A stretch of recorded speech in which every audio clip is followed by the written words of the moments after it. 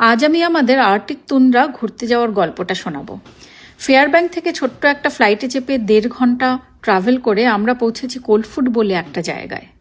এই জায়গাটাকে কোনো শহর বা গ্রাম কিছুই বলা যায় না। এখানে সেই অর্থে কোনো জনবসতিই নেই।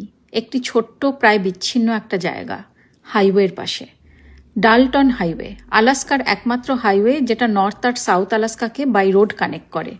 তার ধারে কয়েকটা বিল্ডিং, একটা ফুয়েল স্টেশন আর একটা পোস্ট অফিস আর ট্রাক ড্রাইভারদের অস্থায়ী বিরতি। জায়গাটা আর্কটিক সার্কেলের মধ্যেই পড়ে। আলাস্কার নর্থ ওয়েস্ট পয়েন্ট থেকে 250 থেকে 300 মাইল ভেতরে হবে। নামটাই যেন গল্পটা বলে দেয়। অনেকেই নাকি গোল্ড রাশের সময় এখানে মাইনিং করতে এসে উত্তরের পথে আর এগোতে পারেনি। Basically they got cold feet, সেই থেকেই নাম কোল্ডফুট। যাই হোক, কোল্ডফিটে পৌঁছে আমরা আগে লাঞ্চ সেরে নিলাম।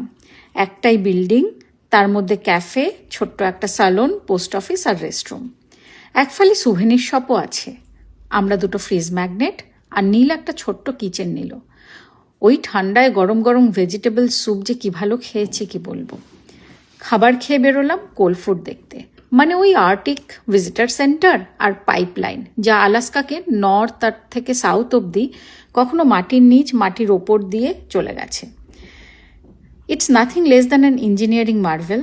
এই পাইপলাইনের গল্প আমি অন্য কোনো দিন আলাদা করে বলবো। এই নিঃশব্দ প্রায় সীমান্তের মতো জায়গা থেকে শুরু হলো আমাদের যাত্রা। একটা বিষয় শুরুতেই বলে রাখি, আর্কটিক সার্কেল ল্যান্ডমার্কটা কোল্ডফুটের উত্তরে নয়, দক্ষিণেই।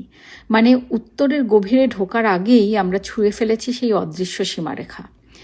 এই অঞ্চলের ল্যান্ডস্কেপ একদম অন্যরকম। এখানে পাহাড়গুলো চুপচাপ।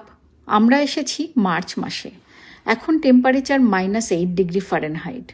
নদীগুলো সব জমে বরফ হয়ে আছে, আনটাচড আলাস্কান ওয়াইল্ডারনেস।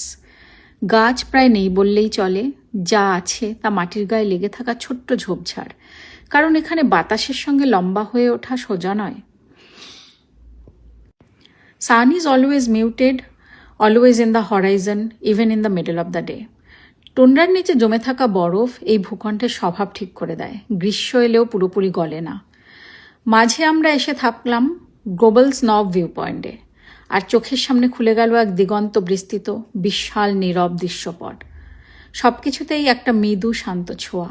এখানের উত্তরে ভেজিটেশন একদম নেই বললেই চলে। ছোট ছোট গাছ শুরু হয় এখান থেকে সাউথের দিকে যেতে শুরু করলে।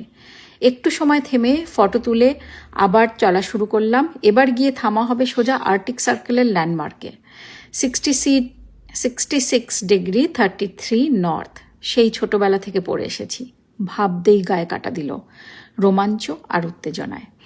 আর্কটিক সার্কেল পার হওয়া কোনো চেক পয়েন্ট নয়, এটা একটা অনুভূতি যেখানে তুমি একজন ট্রাভেলার আর চারিপাশের এই বিশাল নীরব আর অচেনা পৃথিবীটাই আসল।